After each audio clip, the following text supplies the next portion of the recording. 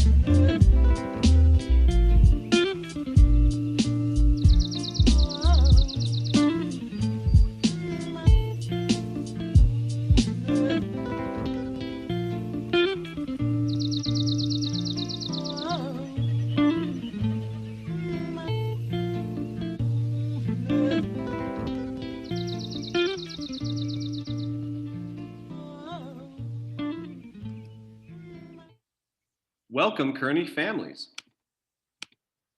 A little bit about this webinar before we get started. All meeting attendees are muted during the duration of the meeting and your cameras are turned off. To interact with the staff, please use the Q&A function and ask questions throughout the session. There will also be a live Q&A session towards the end of the meeting. I'd like to now introduce our Spanish translator, Sylvia Castro. Good evening, everybody. My name is Sylvia Castro. I'm going to be the Spanish interpreter. For this session, we will be using interpretation services. After the session has started, you will see a world globe icon at the bottom of your screen. If you are using a cell phone, touch the three dots for the More option, and there you will see the interpretation option. Please select English so that you can hear what the interpreter interprets when the other language participants share into English. Do not select mute original audio or you will not be able to hear the presenter. Buenas tardes a todos, mi nombre es Silvia Castro, voy a ser su intérprete el día de hoy. Después de que inicie la sesión, aparecerá un icono en forma de mundo en la parte de abajo de su pantalla. Si están usando un teléfono celular, toquen los tres puntitos para la opción de More y ahí verán las opciones de interpretación. Si alguien ocupa servicios de interpretación, seleccionen Español en las opciones de idiomas y escriban Español en el chat. Comenzaré a interpretar cuando vea su mensaje. Si solo quieren escuchar al intérprete y no al que presenta, seleccionen Mute Original Audio. Thank you very much. Gracias, Sylvia. I would like to now introduce our principal, Ms. Ana Diaz-Booz. Hello, everyone. Good evening. Thank you so much for joining us today. I'm so excited to be able to connect with you at least, maybe not in person, but at least via some type of means that we can all share some time together. Here with me are the vice principals, and I'll have them introduce themselves. Hi, good evening, everybody. Rob Meza-Ehlert, Vice Principal of the School of Digital Media and Design. Thank you so much for joining us, and we're really glad to have this time together. Good evening, everybody. My name is James McKellian. I'm the Vice Principal for the School of Engineering, Innovation, and Design. Welcome. Hi guys, Shannon Garcia. I'm the Vice Principal of School of Biomedical Science and Technology, otherwise known as BST. Welcome. Wonderful. So today we're going to be talking about some really important topics. Specifically, we're going to be reviewing the new San Diego Unified School District grading policy. We're also going to be talking about student support at Kearny, and we will be providing some updates on phased reopening of schools. I know those are all really important topics and that you are eager to learn more about them. I get many, many emails about these topics. Please know that ultimately we are still awaiting news from the district office. Also know that we miss your children terribly. When this first started, I think we all thought it was going to be something that was short-lived, and here we are months later. And I can honestly say, speaking for myself, and I'm sure for the vice principals, that we miss the students terribly, that we cannot wait until we're back in person, and that sometimes it takes events like this to really make you appreciate what you had.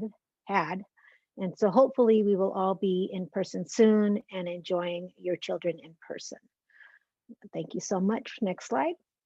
So you may have heard that our school board adopted some new policies. And really what the policy dictates is that for this year, there are two major elements that must be followed. The first is that we have to eliminate non-academic factors that may impact a student's academic grade. And I'll go over that a little bit and detail what exactly that means. So again, we need to remove non-academic factors from academic grades. We also need to provide students at least one opportunity for a retake and revision. That doesn't necessarily mean that every assignment has a retake or a revision, but that students are afforded some opportunities for retakes and revisions. I did, in fact, share the Kearny policy with parents and guardians via a mass email, and you can find that linked here in the webinar, and we will be sharing all this information, and it is being recorded. If you still need support in where to find that policy, please reach out to one of us and we will make sure you get that. Ultimately, we met as a group, as a staff, and we really worked hard to look at how we can support students more, how we can really make grades meaningful. We talked extensively as a staff about not giving homework that is busy work and that is just task oriented. We really want to be standards based. We really want students to meet proficiencies and not necessarily just complete tasks. So we'll be discussing both of those factors today. Okay, so the first thing that will seem a little bit different, maybe not because some teachers were already doing this, is that teachers will be accepting late work for full academic credit with some deadlines in mind. Now, please keep in mind that it always depends on the quality of the work submitted. So even though a student may turn in an assignment and they have more time to turn it in late, they won't be docked for turning it in late, but it still has to meet the quality set forth by the teacher. So it's simply just turning in the work doesn't mean that the grade will be high, because of course it all depends on the quality of the work submitted. For the progress report grade, and so we are currently in a progress report period. all late work must be submitted at least 1 week before the end of the grading period. So for us, because the end of the grading period is after the week after we return from Thanksgiving break, this Friday, November 20th, is the final day to submit any late work. So if students were assigned any homework in week 1, 2, or 3, this Friday is the last day for them to submit that work for full credit, again, depending on the quality of the work submitted. So what that does is it gives just students a little bit more time to wrap their heads around all the things that we're doing during this crazy time. It really affords students the opportunity to kind of do over if they started off slow. My older son, he was kind of a slow starter when he was in high school, and he always needed a little time to pick up some steam. And we think in this way, students who may not be super motivated in the first week of a grading period can really step it up and not be so far behind because they didn't necessarily start so quickly that they give up. So once again, this Friday is the last day for them to turn in any work from weeks 1, 2, and 3.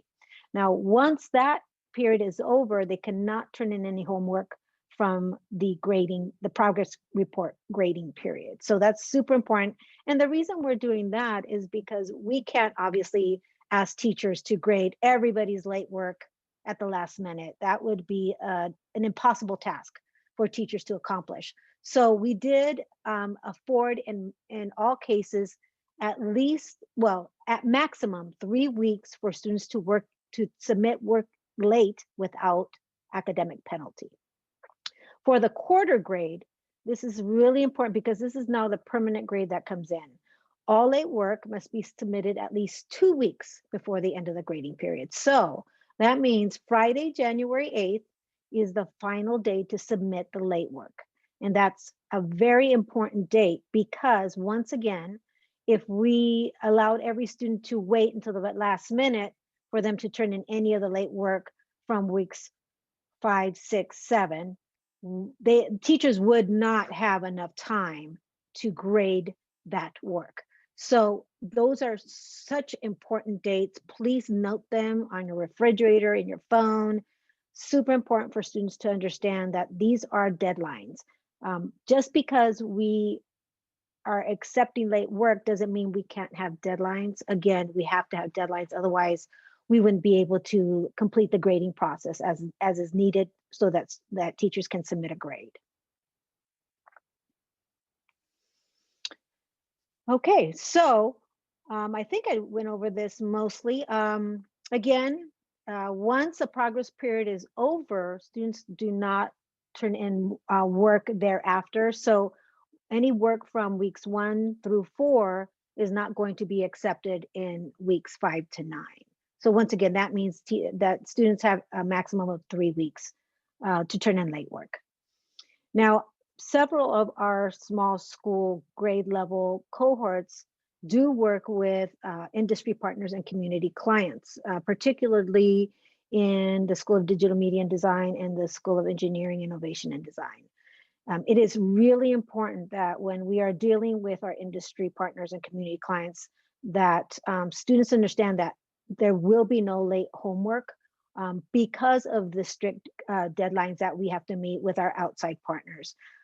As you probably have witnessed as somebody in the community, most industries do not really wrap their minds around too much the idea of late work.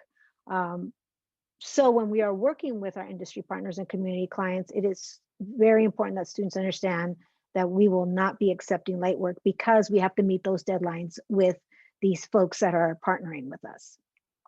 Now, if teachers want to accept the late homework beyond these established deadlines, that's completely at their discretion.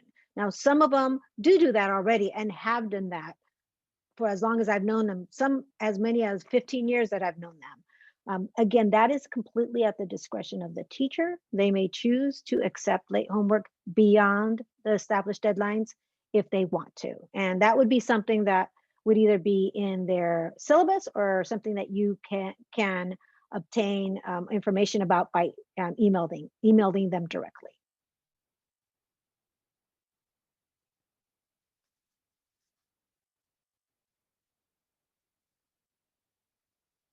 Next slide.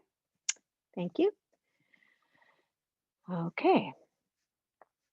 So wanted to connect with you on ways that we can support students, in particular during this really, really difficult time. As I've stated before, I am also the parent of a Kearny student, and I see firsthand how this is not the ideal mode of learning for most students. So I want to make sure that you understand that we are committed to working with you and to really supporting your student during this time.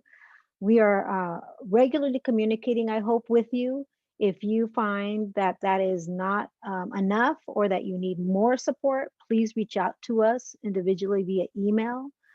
Again, we have these webinars and we also record them and post them. So if ever you have a question that was brought up and you don't remember what was stated, you can always review the information. We really, really want to make sure that you're getting that information in a timely fashion and that you are receiving responses in a timely fashion. And if that's not happening, please let us know. We're also working very creatively to solve problems and to point families to resources. It's not the same, I'll admit, as being in person. And I do honestly miss all the families that would come to the main office and ask for support and resource and some resources. But we still do have access to many of that information. So please make sure that you reach out to us, and we're more than happy to provide some resources for you. Lastly, really importantly, I know that teachers are really at the core of everything that happens at a school. So please know that teachers will continue to make learning interactive and relevant. We're asking them to really get creative and try and engage students as much as possible. We really want to build the teachers to build meaningful relationships with students. I know that is very challenging in this particular venue that we're using. However, it's not impossible. And we're also asking that they focus on rigorous lessons to prepare students for college and career. So know that those are commitments to you. Please reach out if you have any questions. The best way to reach us is obviously through email, as we are sometimes in the office and sometimes not. And sometimes when we're at Kearny, we're running around the campus for various reasons, trying to get things going in different ways. So please reach out to us primarily via email, and we're happy to connect with you. All right. All right.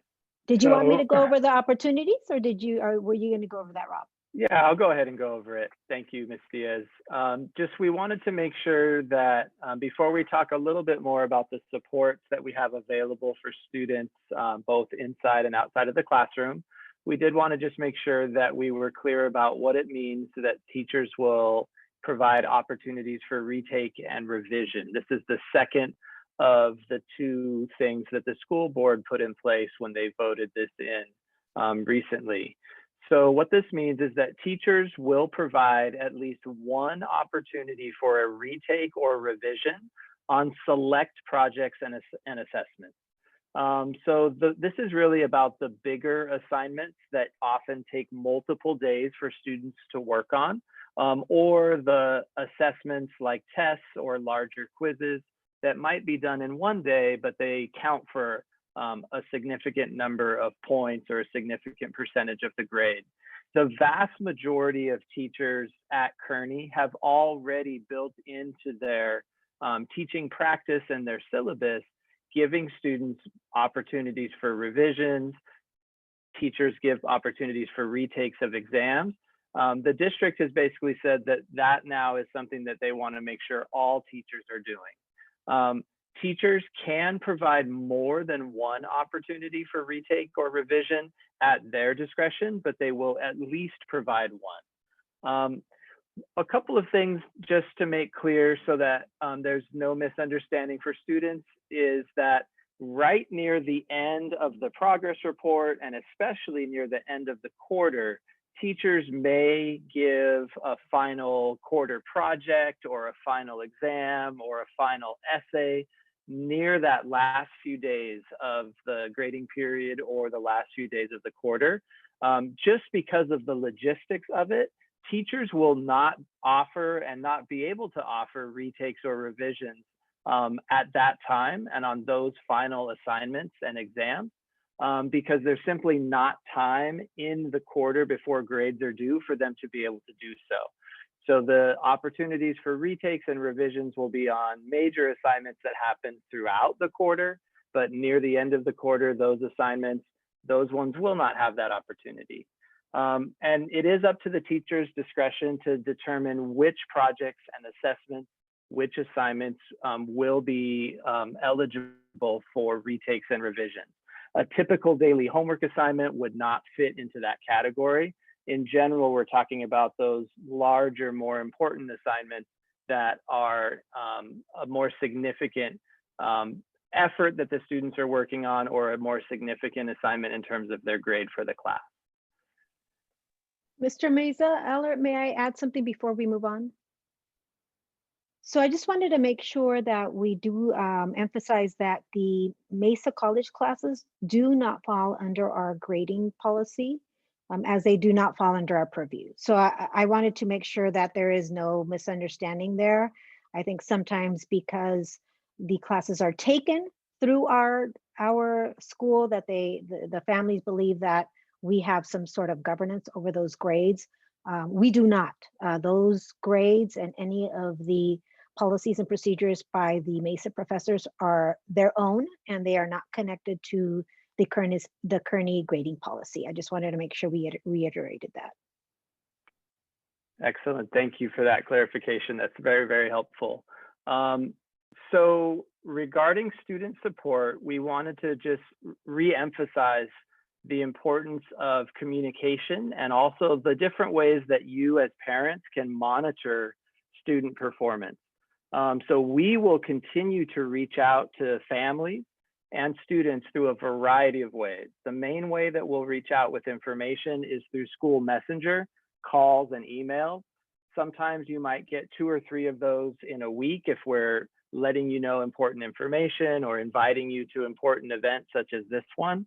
In addition to that, Ms. Diaz uses the school messenger system for a weekly principals update each weekend. So she provides key information updates on a weekly basis. We also have, all of the administrators and office staff have spent many hours making personal phone calls or sending emails. Sometimes we're reaching out for that initial contact with the family. Sometimes it's in response to questions or emails that are called in or sent to us. We also, this year, for the first time at Kearny, have the student Sandy emails connected through their Gmail account. So we're able to send information directly to students through their student stu.sandy.net email. And that's a way for us to make sure that we're also keeping them in the loop, so that we're not just sending it to family, but we're also sending it to the kids so that they're in that loop. And then teachers, many of the teachers are using the Remind app or other similar apps for them to get information to specific groups of students. So there may be a Remind app specifically for a grade level at the School of Engineering, or there may be a Remind app group specifically for seniors so they can get senior information. And that's kind of like a text message that goes out and is blasted to everybody in that group, and it keeps kids able to be up to date with the current information. In addition to what we send out, we also want to remind families and students that there's a lot of information that's available in other ways, particularly through our websites. So the Kearny Complex website has a lot of really good information about dates and who to call if there's a tech issue and what to do in certain situations. And then from the Kearny Complex website, you can also find each of our small school websites. So each small school website has unique information specifically for that small school with its teachers and contact information and programs. In addition, we've been working to be more active with our social media accounts, especially during COVID closures. so that families can stay connected. And you'll be able to see a slide at the end of this presentation that has some of that information. Two more things that are very important is that all the teachers at Kearny are using either Google Classroom or Canvas for their class websites. And through going into Google Classroom or Canvas, you're able to see up-to-date information of assignments, what students have turned in, what's coming up next. And so we do suggest that as often as possible, even if you're not specifically, if you haven't yet been invited as a parent to a Google Classroom, you could sit down with your student and say, hey, let's look through this together, or let's go to the Canvas page for your math teacher and just review what was due this week. Sometimes just having that adult sitting down with a student, or an older brother or sister sitting down with a younger student can be a really helpful way for them to think about what is coming up, what's due, and help them organize their time and energy. And of course, PowerSchool is a very important way for families to stay up to date with student attendance and grades. It's so important that the next slide is all about PowerSchool.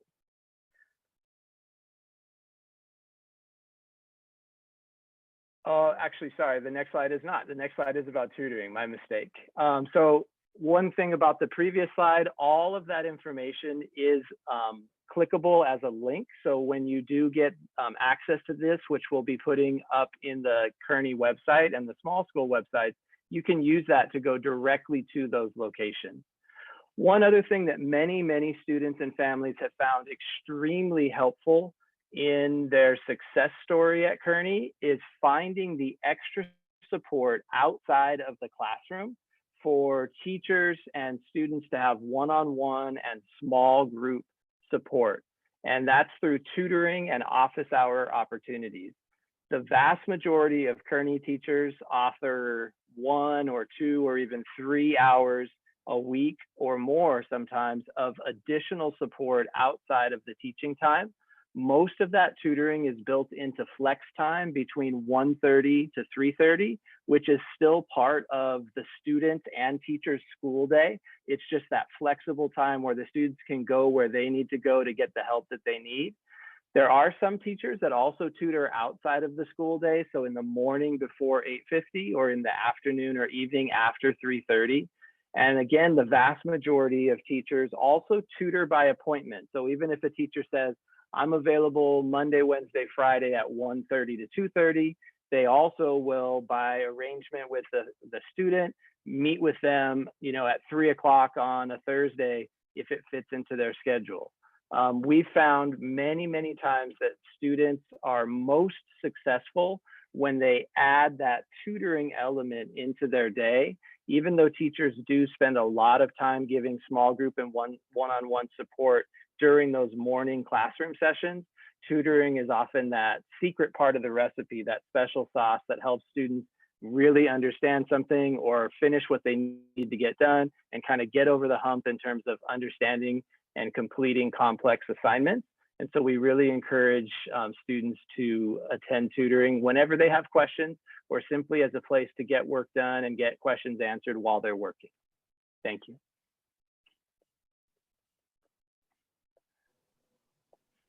And then this is you, Mr. McKaylen. I'm gonna. Yeah. Good evening, everybody. So as a parent, oftentimes I think to myself, what's the best way that I can support my own 2 kids through their pursuit of academic learning? And so one of the things that we want to encourage you is to really take the time to know where your kids are at with their grades and their attendance. Those being the 2 kind of key things for you to know and to be able to have conversations with your student about. And as was mentioned earlier, our teachers are using either Google Classroom or Canvas. And so depending on the teacher, that would be really a key place for you to check in to see about specific assignments, when things are due. And if you haven't been invited by the teacher as a parent member of the class, certainly you can pull up alongside your student and have them log in and show you exactly what they're seeing. Kind of in a more general sense, parents can have access to overall grades and attendance information primarily through the PowerSchool portal. And there's a link there, and we're going to, again, save this presentation down and post that for you to be able to click right on these links if you wanted to gain access for your own account. And if you're having issues with the parent portal, sometimes it can be a little difficult to navigate, especially, you know, the username and password, all of those things. We have a list here of the contact person for you to contact depending on the small school that your student is enrolled in. And at BST, it's Miss Claudia Gonzalez, DMD, Miss Teresa Davila, at EID, it's Miss Vera Diaz, and at SCC, it's Miss Evelyn Garcia. And their email addresses are attached there as well. Email is probably the best way to reach out if you need additional support in logging into the PowerSchool portal. If you're having issues logging into the Google Classroom or Canvas learning management systems, please contact the teacher directly. And in the next slide, wanted to just try and answer the $100,000 question, will we be going back to school in person? So the district has been working with us on timelines in terms of what that's going to look like. And the reopening timeline really is a district decision. It's not a site decision at all. It's been well publicized that we are working closely with the health experts and scientists at UCSD, and that decisions based on reopening really come from the guidance of the health professionals in conjunction with the county health officials and our district leaders. Some good news, outdoor athletics may begin for some San Diego Unified sports starting November 16th, which was 2 days ago. In San Diego Unified, that's going to include football and cross country only for now. And we're going to go ahead and drop the names of those coaches and their contact information in the chat. If you're interested in contacting them about getting your son or daughter to be able to participate and be able to meet up with the teams and follow along with those programs, we're going to encourage you to reach out directly to the coaches. It is my understanding that there is going to be a football meeting tomorrow night, and so we would ask that you, if you aren't aware of when that's going to be or how part of that, please contact the coach directly. And again, that information will be in the chat. So for planned phase 1 expansion, which can start as early as December 7th, this is an expansion from the elementary phase 1 that happened over the past couple of months. It's now rolling out to the middle and high schools. And this will be for individual and small group appointments for select students based on needs. We are in the process of planning for that and organizing for that, reaching out to our staff who are indicating whether or not they are going to be able to volunteer for that. We're encouraged that we have some staff that are willing to volunteer for that. And we will be in communication with you as our plans become more determined and certain in the near future about exactly what that's going to look like. But again, it's going to be for individual and small groups of appointments for select students based on a criteria of need that the district has determined for us. And moving on to the planned phase 2 reopening, which is tentatively scheduled for January 25th. Again, when I say tentative, these are all things that the district has communicated with us as very tentative. This would be a hybrid learning model.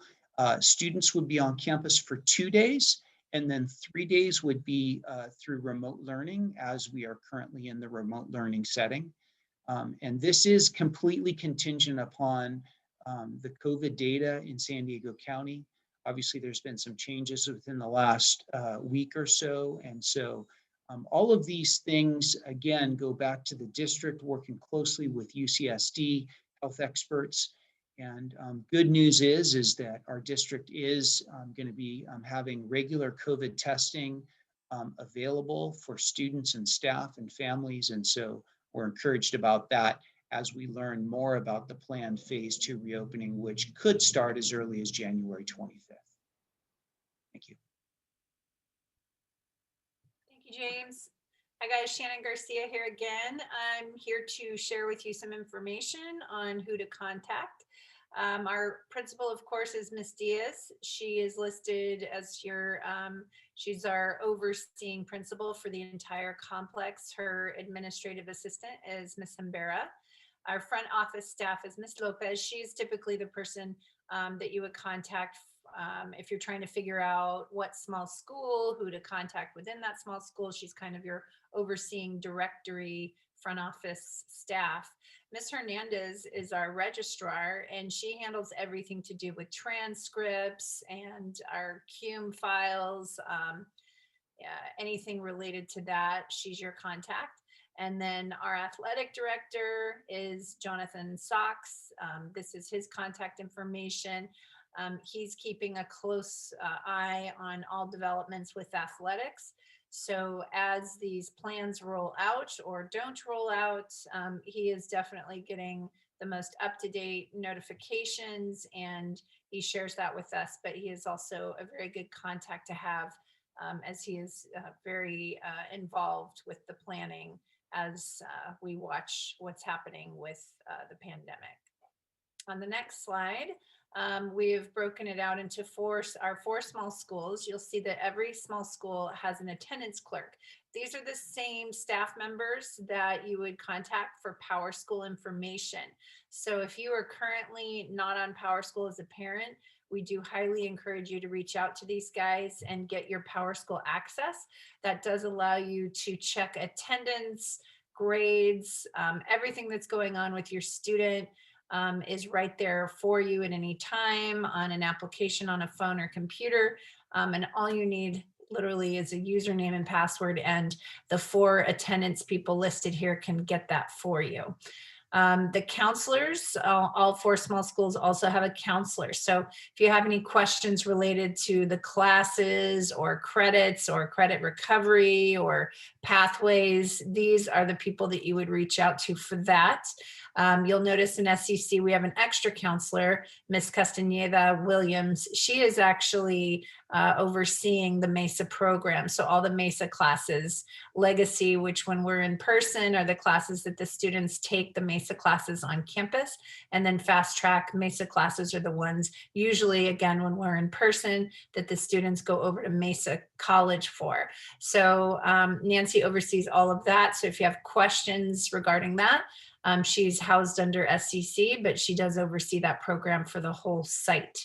Again, the administrators are all that you've met tonight. We're all listed here, and we are the supervisors in each small school. If you have any concerns or general questions, we're all available to help you as well. Finally, we are on social media. We're on a lot of social media, and it is slated to grow as well.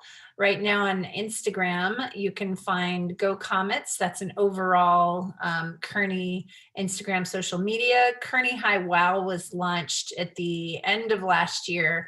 That stands for World of Work. So all the cool internships and opportunities that oftentimes are uniquely available to Kearny students are pushed out through the Kearny High Wow social media stream. And that is run by Donnie Tenorio, who works in our E2E lab. And so it's pretty cool. They are putting out opportunities there. So have your student follow Kearny High, or Kearny students, if you're on this, definitely jump on and follow that. There's some great opportunities there.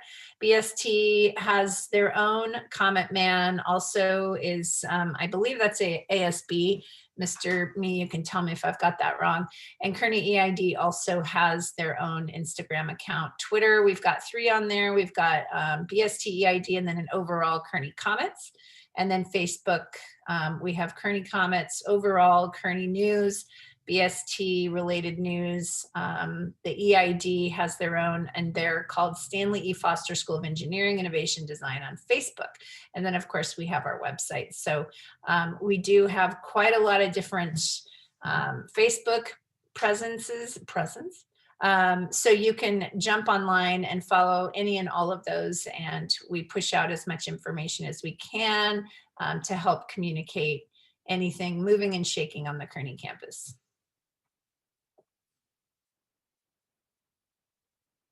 And I think that's it for our presentation tonight. Thank you very much. Do we have any outstanding questions or comments? Not at this time. One just came in. Stand by. Does the way to calculate student grades vary by teacher or subject? I'm asking this question because the student got, well, there's a specific.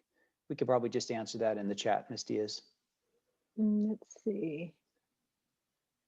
Yes, so that is a really good question, actually. Every teacher does set their own criteria and their own parameters for their grades, and that's governed by California Education Code. If you have any questions specific to the teacher's grade, you can reach out to them. The important piece is that they are providing that information in advance through a syllabus.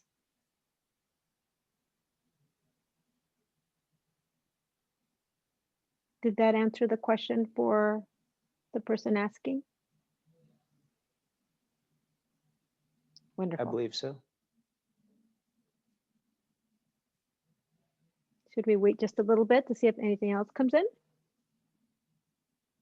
Yes.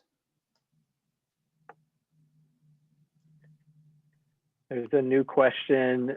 Will the reopening phase 2 be optional for students, or is it mandatory?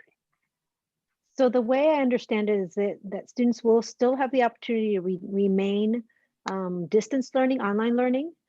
They can choose to come to school, or they can choose to remain at home and do the learning online. And there's another question. What will the schedule be when my student gets back to school? At this time, we are being told that it would be the same as it is now. So we would follow the same, 8:50 to 12:50 schedule, Monday through Friday. At least that's what we're being told now. Maybe not all students would be attending live in person every day, but the schedule would remain the same.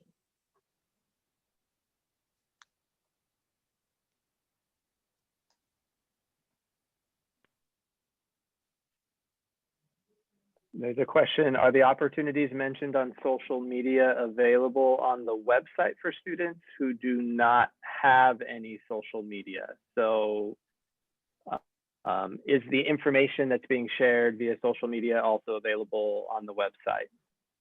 Yes. The answer to that is by and large, yes. We do our best to make sure that information goes out in a variety of ways. So emails would be sent to the student's email account, information gets posted on our website, and then we'll send a blast through different social media accounts so that we try to cover as many bases as possible for students and families to have the information.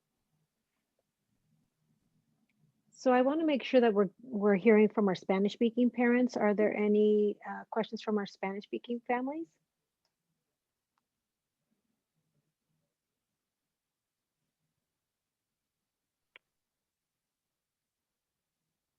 While we're waiting to hear if there's any through our translator, there is another question. When will the new classes be assigned to the students? That will be at the start of the second semester, or quarter 3, at the end of January. So quarter 3 begins on January 25th, and counselors, staff members will be letting families know and letting students know of their schedules probably in that week prior to the beginning of the new quarter.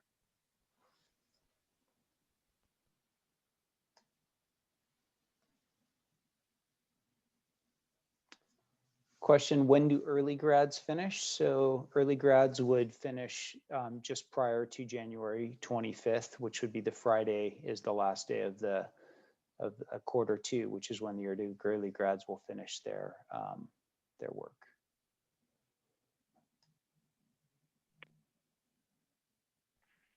There's a question, who can I ask for information if my student wants to do school at home? So I'm assuming that means that they want to remain online learning if we return in person. And if that's the case, all parents and guardians would be receiving the opportunity or information about which option they want, and they would select that option for their son or daughter.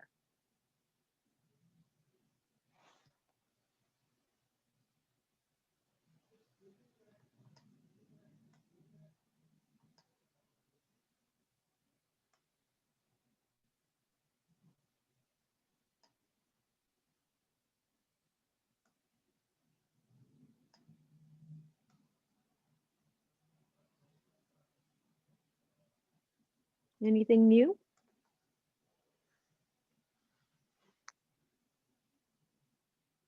I believe we've answered most everything.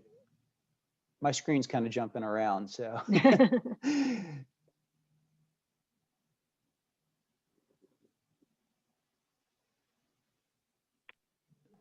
There's a new question. Will the classes be the same for in-person and distance learning? Yes, the plan right now is actually for there to be a live camera that is filming the teacher and the classroom while some students are in the classroom and other students are at home learning through distance learning. So again, that is the plan as we know it right now, to have cameras, live cameras in the classroom.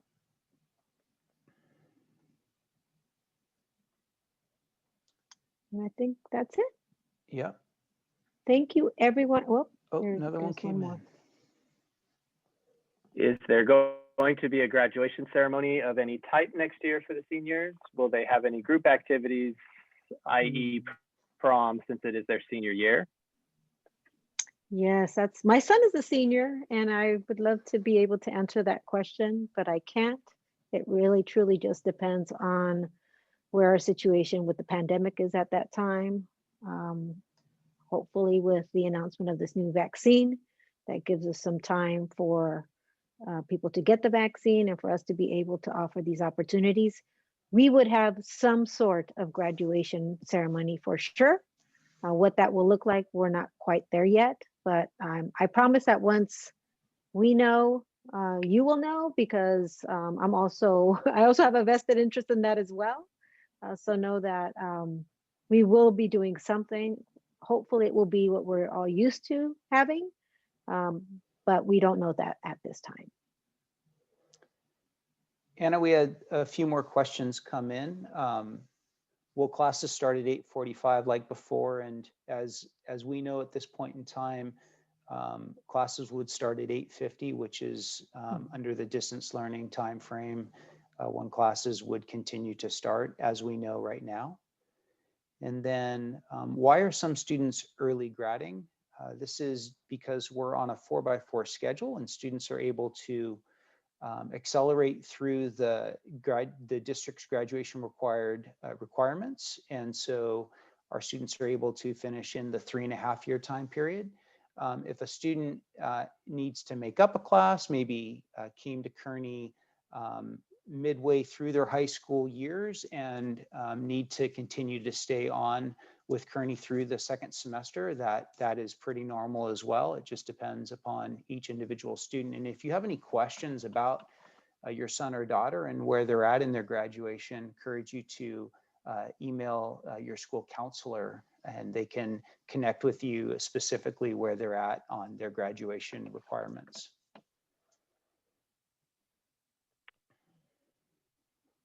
There's a question, will there be any professional photos this year? In terms of the photos that are typically taken at school for identification cards that go in the yearbook, Ms. Diaz, what's the latest you've heard on that? So the senior portraits, the ones that are the real formal ones, at least for now, those have not been shut down, and seniors are taking those. We do have some dates set aside for students to be able to take the school pictures, the one that go in the yearbook, beginning at the start of term 2. Again, that is all contingent on what happens with our current situation and the virus and the amount of outbreaks with that. So We have some dates that we have tentatively set. We don't know if we'll be able to actually have those pictures taken, but that's the plan at this time. And I just put the contact information for Life Touch for senior photos in the chat for all attendees to view in case the question pertains to seniors. There's an additional question: will the classes be smaller, and how will the social distancing be maintained if students come back in second semester? The answer is yes, the classes will be smaller, probably somewhere in the 15 to 18 range in a classroom. We're also looking at the use of outside spaces, weather permitting, so that we can keep students and teachers from always having to be in a classroom setting. It sounds like the district is looking into investing in some plexiglass barriers that could become part of the social distancing formula that they use.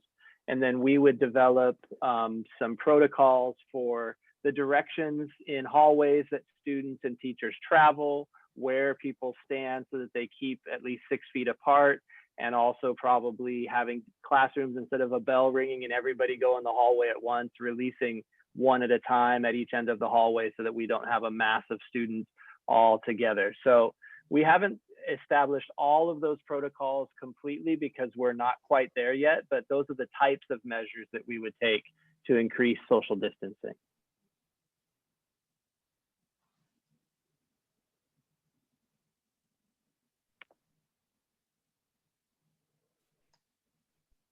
We do have a question in Spanish.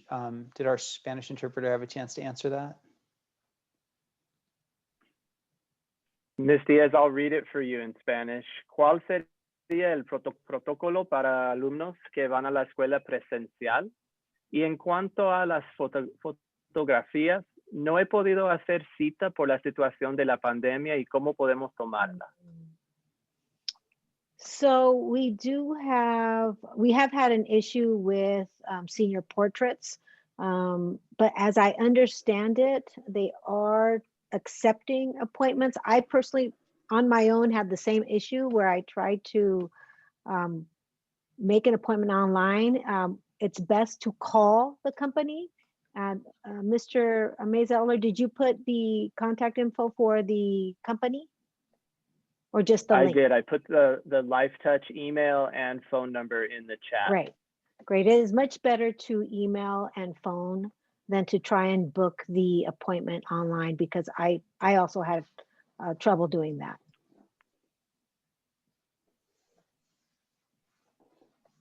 We have a question about if we go back to school, will the workability program resume for students with special needs? I do not have any information on the workability program at this time. And then there was a question about an entrepreneurship week of events hosted by Intuit, and asking for more information about that and if it's for ninth graders as well. Does anyone know information about that? This was the information I believe that was sent out by CCTE, so I would have them contact Dean Darley or Sarah Vielma. So if somebody could put their email in the chat, because those are not programs that we are offering directly through Kearny. Those are done through the College Career and Technical Education Office.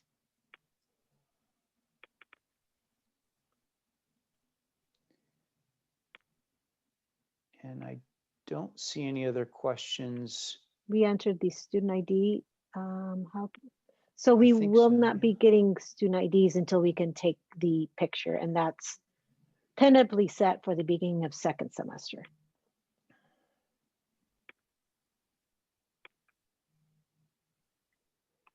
Okay, another question came in. How can we contact the place where students need to take pictures? And Rob, I believe you put that in the chat. Is that correct? I did. Okay. So if you scroll back through the chat, you should be able to find the information on the organization that's providing pictures for students. And I just posted the emails regarding the Intuit Entrepreneurship Week. So Dean Darley and Sarah Vielma, both of those are now posted in the chat as well. Great. I think that does it. Anybody else need to add anything? No. Just wanted to Okay. say good night. Thanks so much for you, joining with everybody. us. Yeah. We appreciate your time. Hope to see your children in person soon. Take care.